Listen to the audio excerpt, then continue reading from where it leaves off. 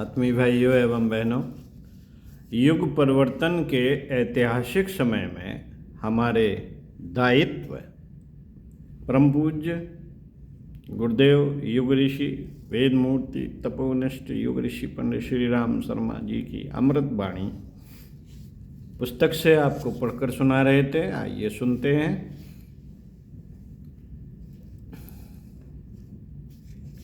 उन्हीं की वाणी।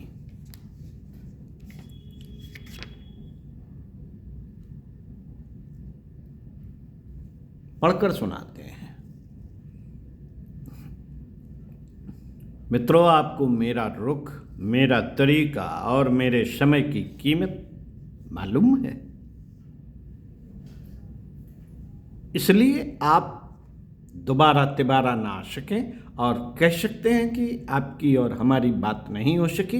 बेटे, मैं जानता था कि तू क्या बात करने वाला है। तेरी बात का मुझे पहले से ही पता था और पहली बार में ही मैंने तुझे जवाब भी दे दिया था।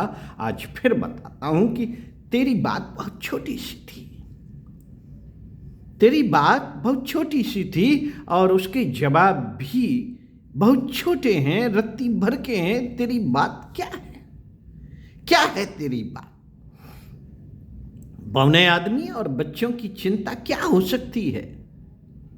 बच्चा हरदम कुछ न कुछ मांगता रहता है। कुछ लाइए, कुछ लाइए। क्या मांगता है? कोई अच्छी चीज मांगता है। पिताजी, हमको पास करा दीजिए।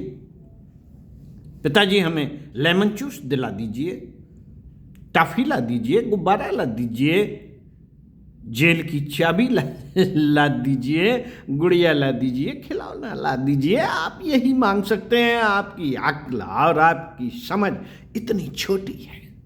इस हिसाब से मैं किसी बड़ी चीज की आशा आपसे नहीं कर पाता। आप इन्हीं 3-4 बातों की शिकायतें लेकर आएंगे और इसके सिवाय आपके पास कोई चीज नहीं होगी। इसलिए मैंने समझा कि आपका समय खराब न करूं।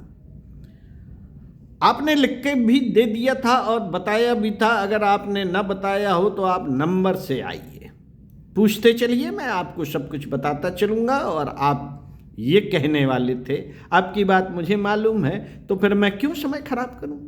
आप तो केवल वही 3-4 बातें कह सकते हैं। कोई 5वीं बात आपके पास नहीं है। मित्रों, क्या बातें हैं? यही कि सेहत ठीक कर दीजिए। आपको बुखार आता है, हमको पाइल्स की शिकायत है, हमको दमे की शिकायत हो गई है, ब्लड प्रेशर हो गया है। ठीक है, ठीक है, आप अपना चाल चलन ठीक कर लें, आहार विहार का संयम करें। नहीं महाराज जी, हम तो ये सब नहीं कर सकते, पर आप आशीर्वाद दे दीजिए। हाँ बेटे, हम आपको एस्प्रिन की गोली देंगे, एपीसी की गोली देंगे, हमारे पास है। इससे क्या हो जाएगा? इससे आपको टेम्परेरी रिलीफ मिल जाएगा। सर में दर्द होता है तो एसीपी की गोली खा लीजिए तो महाराज जी मेरा सर दर्द बंद हो जाएगा। नहीं बेटे, तेरा सर दर्द बंद नहीं हो सकता। फिर क्या कर देंगे? बेटे, हम जादू कर देंगे और चमत्कार कर देंगे। जादू किसे कहते हैं? आपको अभी सिर दर्द हो रहा है और अभी बंद हो जाए तो महाराज जी ये जादू है। हाँ बेटे, हम जादूगर हैं। आपका बुखार बंद कर देंगे और हार्ट की बीमारी बंद कर देंगे। यहाँ से आप उछलते हुए चले जाएंगे, हंसते हुए चले जाएंगे। महाराज जी फिर जिंदगी भर बीमार नहीं होंगे क्या? बेटे, जाते ही 15 दिन पीछे फिर तुझे नई बीमारी हो जाएगी। संयम तो रखता नहीं मूर्ख कहीं का। सारी की सारी जिंदगी यूं ही बेकार हो जाएगी। जीभ पर काबू नहीं है, इंद्रियों पर काबू नहीं है, सोने का समय नहीं है, उठने का समय नहीं है, संयम रखता नहीं है और हमसे कहता है कि स्वास्थ्य अच्छा कर दीजिए। हम स्वास्थ्य अच्छा नहीं कर सकते, बस जादू कर सकते हैं। बेटे, तेरी एक बीमारी अच्छी कर देंगे तो दूसरी खड़ी हो जाएगी। एक सुराख बंद कर देंगे, फिर महाराज जी पानी निकलेगा। पानी तो निकलेगा कहीं से, कहाँ से निकलेगा बेटे हम नहीं जानते, चाहे दीवार फोड़ कर निकले, चाहे छत फोड़ कर निकले, परंतु हम छेद बंद कर देंगे और तुझे अच्छा कर देंगे। हमको मालूम था कि आप क्या कहने आए हैं। आप यह कहने आए हैं कि गुरुजी हमारी आर्थिक समस्या हल कर दीजिए। बेटे हम जरूर कर देंगे, क्योंकि हम संत परंपरा के विद्यार्थी हैं। हमने हर एक की मदद करना जाना है और हम मदद करना जानते हैं। मित्रों, आप तो संत परंपरा के विद्यार्थी नहीं हैं। कदाचित भगवान आपको संत परंपरा का विद्यार्थी बनाएगा, तब आपका भी ईमान हमारे जैसा हो जाएगा। फिर आप खाएंगे नहीं, हमेशा खिलाने की बात सोचेंगे। संत खाता नहीं, संत खिलाता है।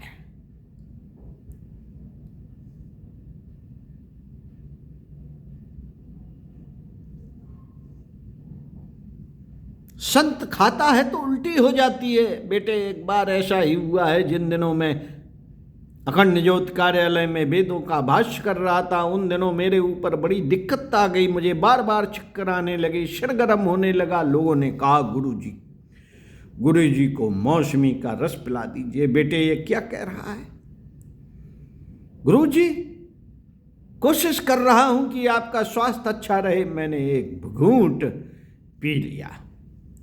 पहला घूंट पीते ही मुझे ऐसा मालूम पड़ा कि किसी ने जहर का प्याला भरकर पिला दिया। मुझे विचार आया कि गायत्री तपोभूमि पर इतने आदमी रहते हैं जो अपना घर छोड़कर आए हैं, मेरी वजह से इस्तीफा देकर के आए हैं, रूखी रोटी खाती हैं, गुजारा करते हैं, फिर मैं कैसे मौसमी का रस पी लूं? मेरे लिए धिक्कार है। मैंने मौसमी का रस फेंक दिया और यह कहा कि आइंदा यह गलती मत करना और आइंदा ऐसे रस मत देना। मित्रों, जिस दिन आप संत परंपरा के विद्यार्थी होंगे तो आप खाने की अपेक्षा खिलाने की कोशिश करेंगे। आज तो आपका पेट इतना बड़ा है कि ना आपको हया है न शर्म। समाज में कितनी गरीबी, कितनी कंगाली, कितना दुख, कितना दर्द पड़ा है।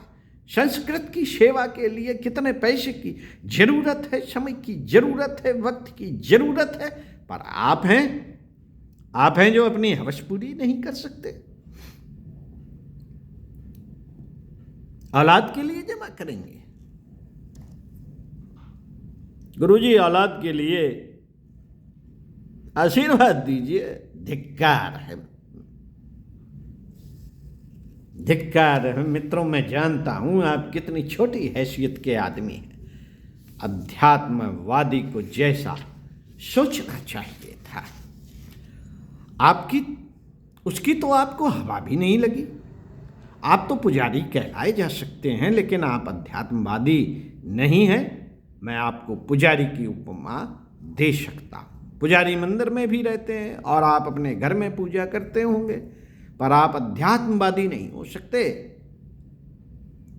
सकते। आज नहीं तो अगले जन्म में कभी भगवान ने आपको अध्यात्मवादी बनाया तो आपका मन पिघल जाएगा। मक्खन के ऊपर जब गर्मी पड़ती है तो वह पिघल जाता है। बेटे हम सिद्ध पुरुष होने का दावा तो नहीं करते, पर हम संत परंपरा की राय पर चलने वाले विद्यार्थी का दावा करते हैं। इसलिए हमको हया है, शर्म है। मित्रों, अध्यात्मवादी को क्या करना चाहिए? हमारे पास अगर कुछ तप है, कुछ पुण्य है और हमने जप किया है, हमने कुछ अनुष्ठान किया है, अगर हमारे पास कोई चीज है, वह चाहे जो भी हो, चाहे पैसा हो, चाहे पुण्य हो, बेटे हम जरूर बांटेंगे। अगर हम उसको नहीं बांटेंगे और स्वयं खाएंगे तो हमारी संत परंपरा चली जाएगी और हम संत नहीं रह सकेंगे। संत नहीं रह सकेंगे, अध्यात्मवादी नहीं रह सकेंगे। हम चोर हो जाएंगे, हम चालाक हो जाएंगे, हम बाबाजी हो जाएंगे, हम चमत्कारी हो जाएंगे, जो भी हो जाएंगे, लेकिन हम संत नहीं रहेंगे। इसलिए हम आपकी मदद करेंगे। आपको पैसों की आपकी पैसे की आवश्यकता को पूरी करने के लिए हम जी जान से कोशिश करेंगे। तो आप हमारी समस्या हल कर देंगे? नहीं नहीं बेटे, आपकी कोई समस्या हल नहीं हो सकती। आपकी समस्या का समाधान बिल्कुल हमारे हाथ में नहीं है, क्योंकि आपका खर्च करने का जो ढंग है उस पर आप काबू करेंगे नहीं। तो जो भी हम आपकी नौकरी में तरक्की करवा देंगे या व्यापार में फायदा करवा देंगे और आप खर्च उसी तरीके से करेंगे जैसे कि इस समय तक करते रहे हैं, तो उसका परिणाम क्या होगा? उसका परिणाम वही होगा जो अब तक होता आया है। अब तक आप कंगाली में रहे हैं, गरीबी में रहे हैं, तंगी में रहे हैं, बीमारी में रहे हैं, बेकारी में रहे हैं और पैसे की शिकायत करते रहे हैं। सारी जिंदगी भर यही करेंगे। और अगर पैसा जरूरत से ज्यादा हो जाएगा तो भी आप यही शिकायत करेंगे, क्योंकि आपकी हवस और आपकी ख्वाहिश ज्यों की त्यों बनी रहेगी। अभी आपके पास चिंता है, पीछे हवस आ जाएगी। चिंता से आप हैरान हुए तो क्या, और हवस से हैरान हुए तो क्या, बात एक ही है। यह समस्या ज्यों की त्यों बनी रहेगी। हम आपकी समस्या का कोई हल नहीं निकाल सकते। तो गुरुजी, आप कोई सहायता नहीं कर सकते? बेटे, हम जरूर करेंगे। कैसे करेंगे? हमने आपको बता तो दिया है कि हमारे पास एनासिन की गोलियां हैं, एस्प्रो की गोलियां हैं और दूसरी गोलियां हैं। उन्हें आप खिला देंगे, उन्हें आपको खिला देंगे और फिलहाल आपको अच्छा खासा कर देंगे। ओम शांति। साथियों, आगे पढ़कर सुनाएंगे इसी क्रम में। क्षुद्र कामनाएं न करें। लेखक प्रवचनकर्ता पंडित श्री राम शर्मा आचार्य। ओम शांति। सुनते रहिए।